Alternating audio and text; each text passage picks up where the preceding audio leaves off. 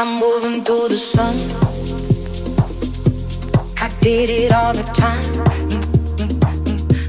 I'm going through the sun. I'm so barely done. I'm diving deep, I'm deep, I'm deep, I'm deep, I'm deep, I'm deep, I'm diving deep, I'm deep, I'm deep, I'm deep, I'm deep, I'm deep, I'm diving deep, I'm deep, I'm deep, I'm deep, I'm deep, I'm deep,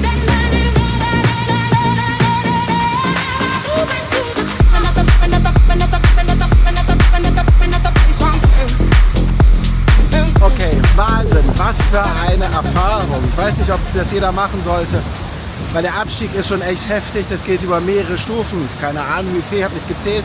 Ziemlich weit runter, müsst ihr mal recherchieren. Ich glaube, 200 Meter geht es runter.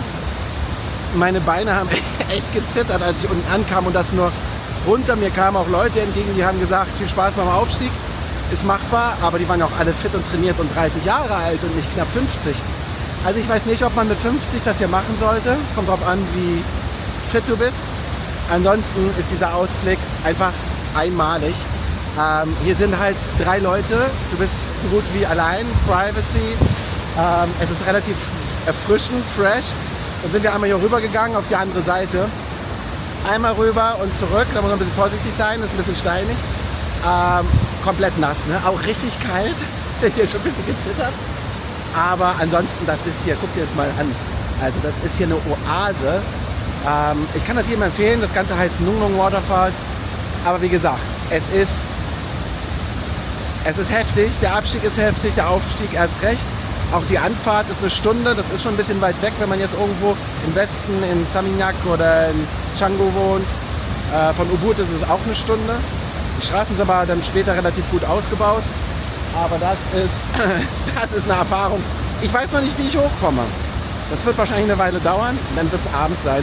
Aber jetzt wird hier erstmal ein bisschen gechillt und so ein bisschen noch die Stimmung mitgenommen. Dieses Laute, der Wasserfall, diese Frische, die Natur. Experience, sage ich. Und ich bereue es nicht, dass ich hier bin. Zum Nung Nung Wasserfall zu gehen, das solltet ihr euch redlich überlegen. Ich weiß nicht, wie fit ihr seid, aber es war hochkrass anstrengend. Ich glaube, ich habe 5-mal so eine 3-Minuten-Pause gemacht, weil ich war völlig am Ende und ich mache Sport und ich bin ein sportlicher Mensch und nicht, dass ihr da irgendwas habt und umfallt, weil da ist nichts, da kommt euch auch keiner retten. Also bis da jemand ist, das ist mitten im Urwald.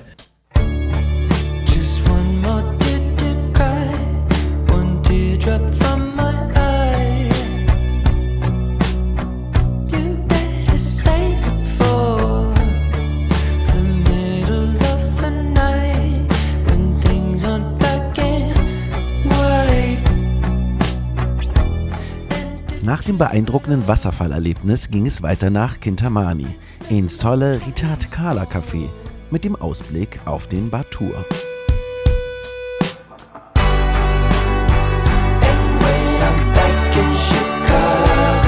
Gleich am nächsten Tag war ich wieder unterwegs, vor allem bei den tropischen Temperaturen kein Zuckerschlecken. Und mal wieder heißt es 20 Minuten laufen und diesmal mit Flipflops. Versuche ich mir eigentlich immer aus. Aber das ist ein Weg, der wieder durch Reisfelder führt. Ich bin gespannt.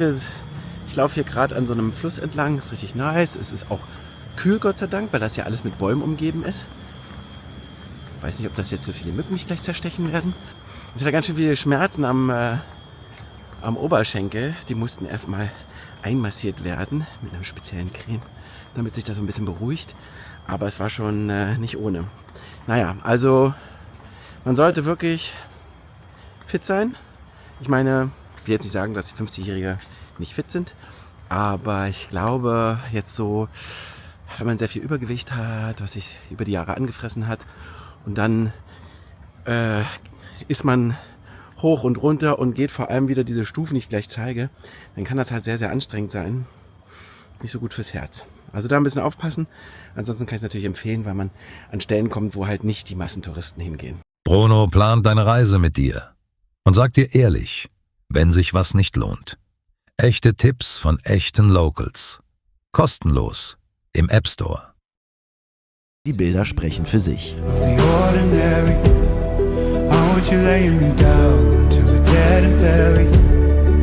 On the edge of your knife, staying drunk on your vibe. In einem gemütlichen Restaurant ganz in der Nähe gab es dann Matcha und einen Früchteteller als Belohnung.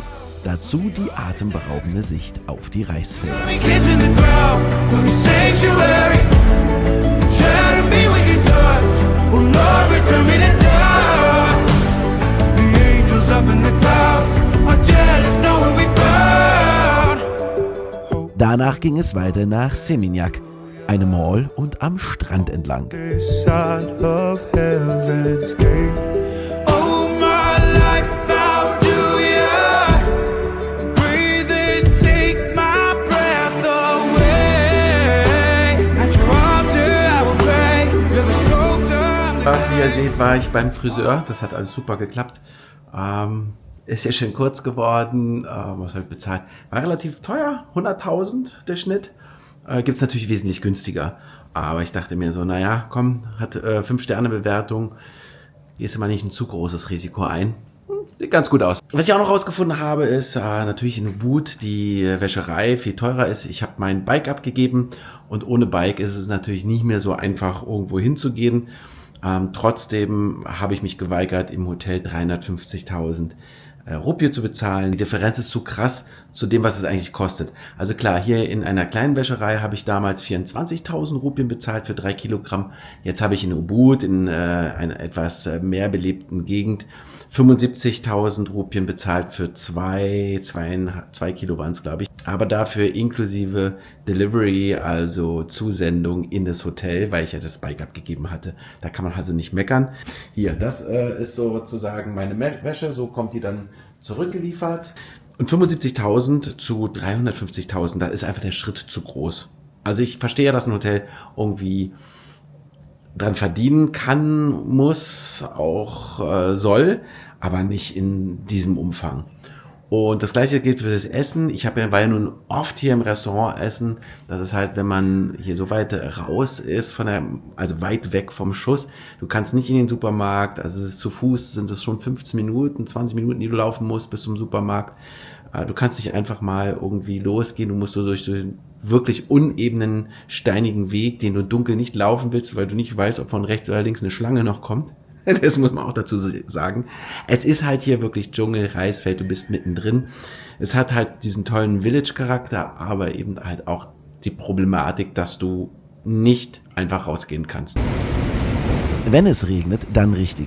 Aber meistens nur kurz, sodass du einfach abwarten kannst. Nicht umsonst ist diese Insel so herrlich grün.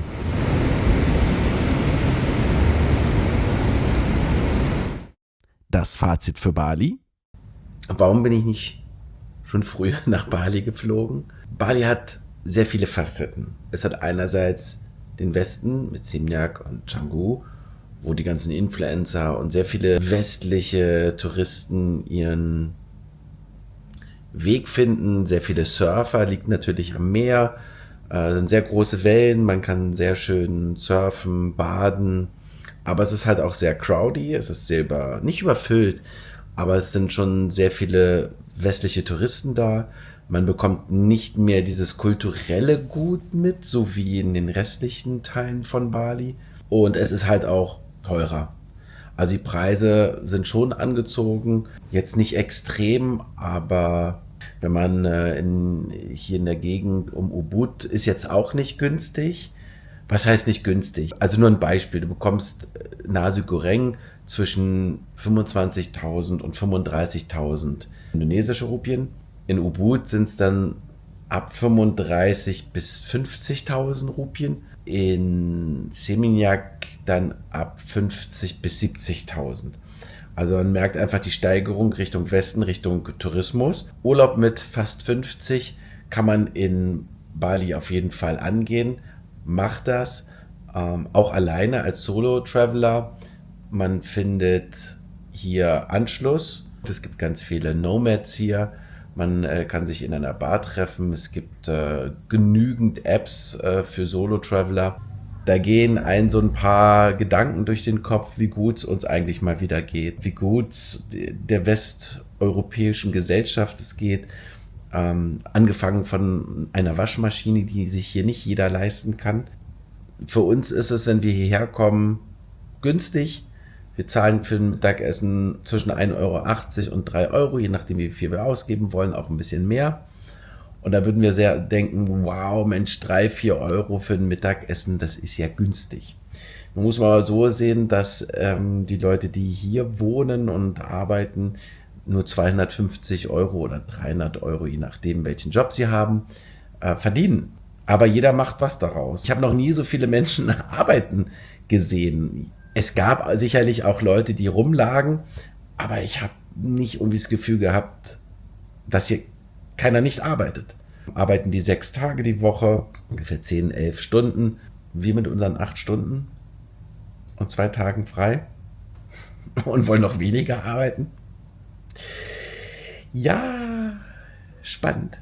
Ich kann euch nur raten, ein bisschen von dem Anspruch runterzugehen und dann rechnet sich das Ganze zusammen mit diesem Business-Class-Flug. Du hast eine sehr angenehme Anreise gehabt, bist natürlich trotzdem fertig durch 6 Stunden Zeitverschiebung. Hast dort die Zeit, dich zu akklimatisieren. Manch einer würde sagen, ja, aber das ist doch stressig. Für 2 Tage aus dem Koffer zu leben und wieder im Flughafen einzuchecken und mit dem Uber zu fahren und Tralafitti und so.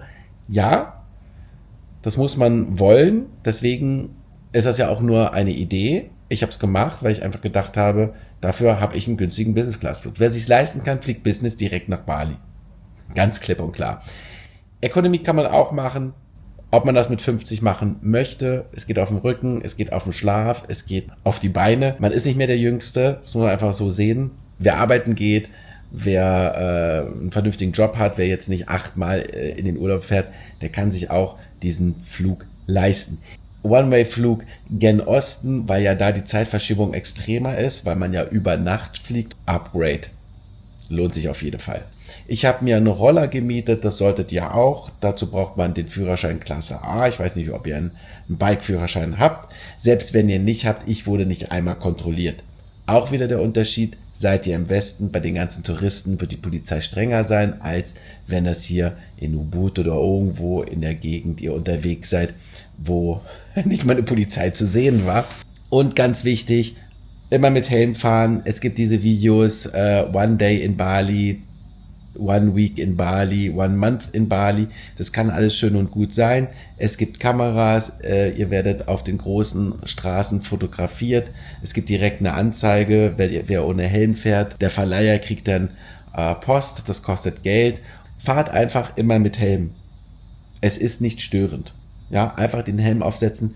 Wir sind Touristen, wir sind hier nicht die Balinesen, die sagen, ich wohne hier, mir ist das alles pupsi egal.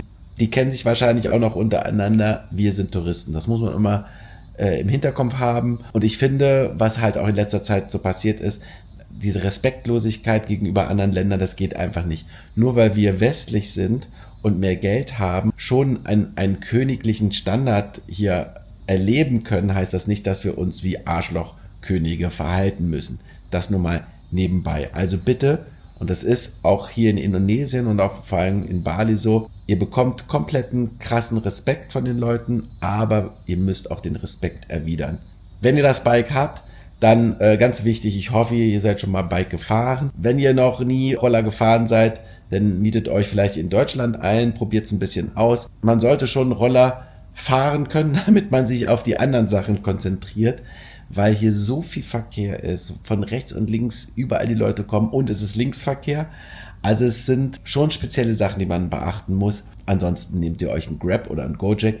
Das ist, wenn ihr 3-4 Fahrten am Tag habt, kommt ihr fast günstiger oder gleich so teuer, als wenn ihr selber mit einem Roller fahrt. Es ist aber einfach ein Freiheitsgefühl und es macht auch ganz schön viel Spaß. Und für so kurze Strecken, um mal in die Wäscherei zu fahren, um mal in den Markt zu fahren, macht das Sinn mit einem Roller. Dafür jetzt immer wieder ein Grab ordern. Aber das habe ich auch schon gemacht. Was ich aus Bali noch mitgenommen habe, sind verschiedene Töne. Bike, bike, bike, bike.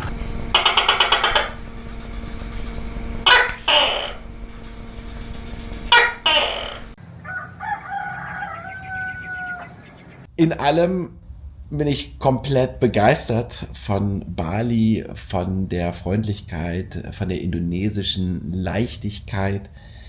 Es gibt natürlich auch Nachteile. Die Luftverschmutzung ist extrem hoch. Also ich bin mit FFP2-Maske gefahren und die sah danach grau aus. Wenn man das alles einatmet für eine Woche, kann ja gut sein. Aber wenn man hier Monate lebt, dann ist das einfach gesundheitsschädlich. Das muss man einfach sehen, auch wenn ihr 3 Wochen hier seid. Das ist nicht gut. Ich habe mit einem Cleaner, mit einer Face-Cleanings-Reinigungsgeschichte und mit einem Pad mein Gesicht und meinen Hals abgeschmiert und dieses Pad war komplett grau, fast, naja, schwarz nicht, aber es war grau bis dunkelgrau. Und ich war nur 1 Stunde im Verkehr unterwegs und das ist echt heavy. Hier wird ja auch Müll überall verbrannt. Es wird nicht abgeholt, es wird einfach verbrannt. Also überall ist Dampf und Rauch, aber es fehlt halt einfach an System und ja, Mülleimer. Also ich habe vor, wiederzukommen. Nicht unbedingt in ein Hotel, was hier die Nacht 1 Million Rupien kostet. Das ist Quatsch. Also das ist, also wenn man das von zu Hause aus plant, dann denkt man so, ja, 50 € ist ja nicht viel und ist ja billiger als 200 in Singapur und ach, das Geld habe ich ja. Bruno plant eine Reise mit dir und sagt dir ehrlich, wenn sich was nicht lohnt. Echte Tipps von echten Locals. Kostenlos im App Store.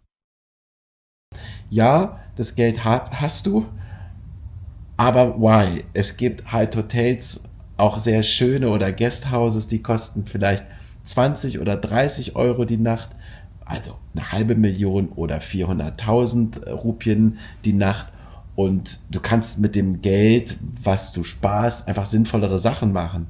Jetzt geht's für mich weiter. Ich bin gespannt, was Thailand zu bieten hat. Jetzt geht's erstmal in eine große Stadt. Das gibt natürlich wieder komplett in die andere Richtung. Großstadt, Party, laut, viele Menschen, Metropole und natürlich auch ein bisschen teurer als Indonesien, aber sicherlich auch ganz, ganz anders. Und ich bin sehr excited, freue mich sehr, aber verlasse Bali auch mit einem weinenden Auge, weil ich könnte hier bleiben. Ich könnte einfach hier bleiben. Ich müsste irgendwas arbeiten. Ich fühle mich hier pudelwohl. Ich war noch nie so entspannt, trotz Verkehr, trotz aller neuen Sachen, die man so kennenlernt, mit Geld umrechnen, mit Geld handeln, mit Mücken, Schlangen, Geckos. Aber in allem ist es echt schön hier.